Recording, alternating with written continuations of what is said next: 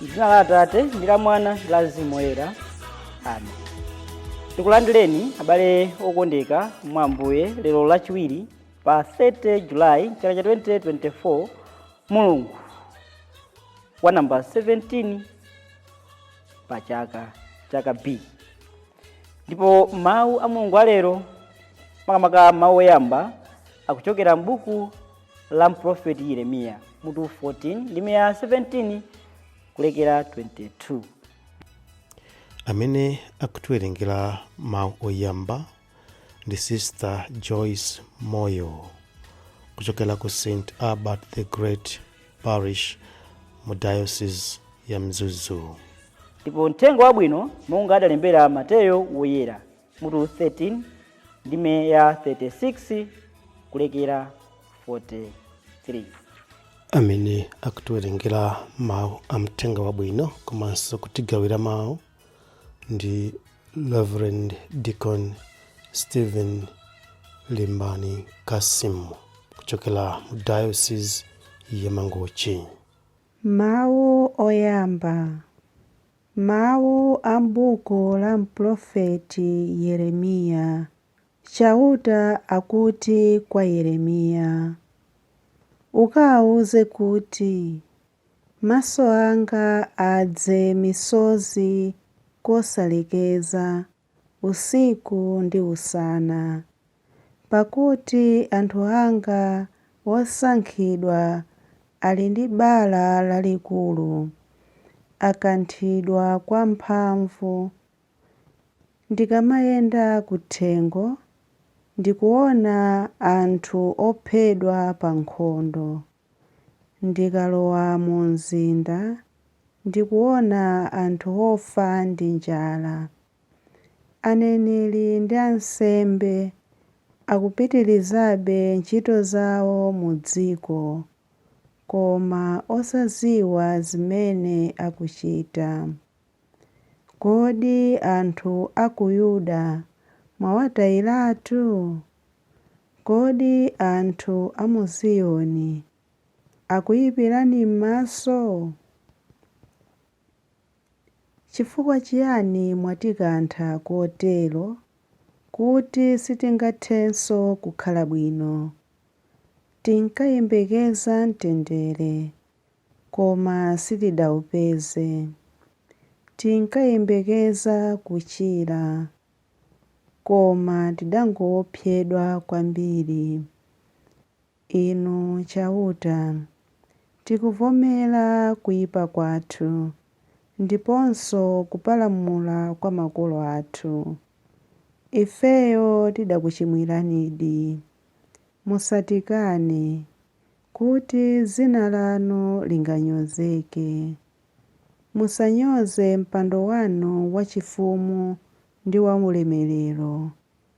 Mukumbukire chipangano chanu ndi ife, ndipo musachiphwanye. Pakati pa milungu yonama ya anthu a mitundu ina, kodi alipo mulungu wina amene angathe kupereka mvula? Kodi mlengalenga umapereka mvula pawokha? Kodi inu chauta suja ndinu nokha amene mumachita zimenezi? N'chifukwa chake timakhulupirira inu, popeza kuti ndinu amene mumachita zinthu zonsezi. Mawu a Ambuye. Tithokoze Mulungu. Ambuye akhale nanu, akhalenso ndi mzimu wanu. Mawu a mthenga woyera monga adalembera Mateyo. Ulemu kwa inu Ambuye. Pa nthawi yomweyo Yesu adawasiya anthu ambiri aja nakalowa m'nyumba.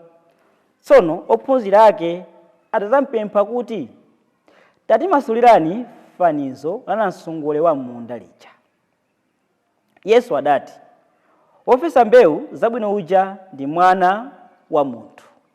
Munda uja ndi dziko lino lapansi. Mbewu zabwino zija ndi anthu ake a ufumu wakumwamba. Namsongole uja ndi anthu ake a oyipa uja. Mdani wozafesa namsongole uja ndi Satana. Kudula kuja nkutha kwake kwa dziko lino lapansi, ndipo odula aja ndi anjelo. Monga momwe adazulira namsongole uja kumutentha pa moto, zateronso pakutha kwa dziko lino lapansi. Mwana wa munthu azatuma anjelo ake kuzachosa mu ufumu wake anthu onse ochimwisa anzawo ndi ena onse ochita zoyipa, nazawaponya m'ng'anjo ya moto. Kumeneko azalira ndi kukukuta mano. Tsono anthu olungama azawala ngati dzuwa mu ufumu wa Atate awo. Amene ali ndi makutu amve. Mthenga wa Ambuye. Ulemu kwa inu, Ambuye Yesu Khristu. Alanga okondeka mwa Ambuye, tikuona kuti mawu oyamba ochokera ku la mneneri Yeremiya, mavuto akuza pakati pa anthu chifukwa chakulephera kumvera mawu a Mulungu. Anthu alephera kumvera uthenga wabwino umene mneneri Yeremiya amapereka pakati pawo. Kotero Mulungu akuwalanga anthu munjira zosiyanasiyana. Chilala chabwera pakati pawo, matenda ndi zinthu zina zambiri.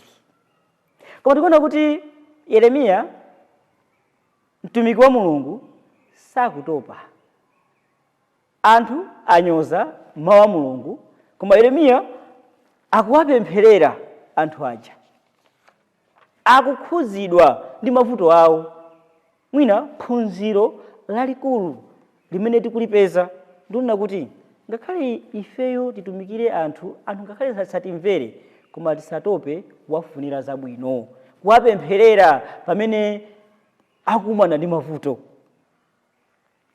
Tikuona kuti Yeremiya akukhuzidwa ndi mavuto anthu amene akuwatumikira. Mwina akanakhala wina akanangoti asiyeni, ndawalalikira, sakumva, Mulungu akuwalanga chifukwa chakusamvera kwawo. Yeremiya yemwe uja akugwada pansi kupempha kwa Mulungu yemweyo kuti anthu aja Mulungu awakhululukire.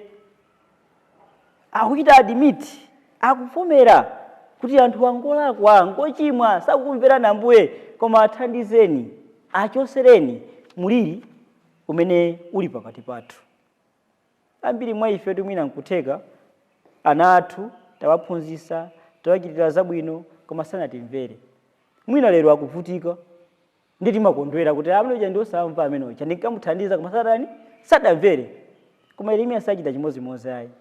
Akuoneka kuti anthu wapereka uthenga walalika pakati pa anthu sanamumvere, anthu aja koma ndi mavuto chifukwa chakusamvera kwawo, koma Yeremiya akuwapempherera, akuwafunira zabwino, akuyenda nawo ngakhale m'mavuto amene amakumana nawo chifukwa chakusamva kwawo. Chikondi. Ifenso tikuyenera kukhala anthu achikondi monga akuchitira Yeremiya. Muthenga wabwino, Ambuye Yesu akupitiriza kuphunzitsa kudzera m'mafanizo. Ndipo anapereka fanizo la namsongole ndi tirigu. Munthu wina adali mamunda zambiri zokhuza fanizoli, afotokoza kale, sitikusowanso kuti tiduse monse chifukwa ngakhale tanthauzo la fanizoli alifotokoza mu makamaka pamene amafunsidwa kuti Ambuye titanthauzireni makamaka za fanizo limene mwapereka.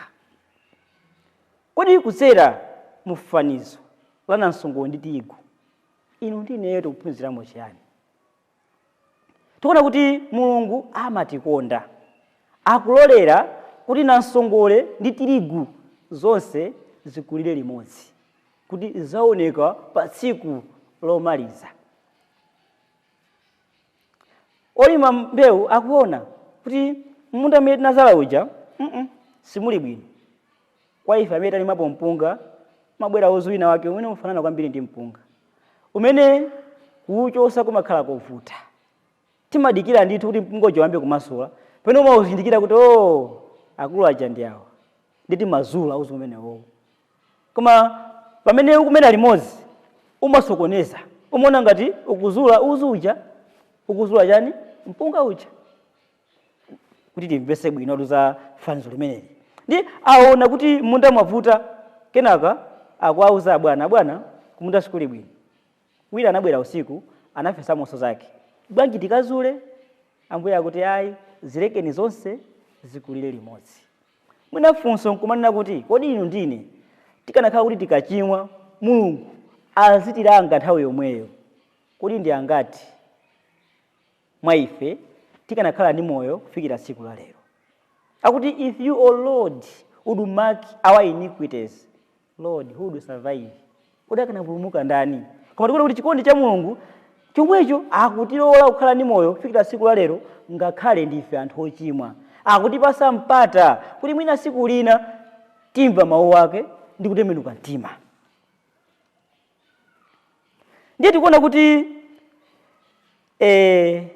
namsongola ameneyi aliponso pakati pathu.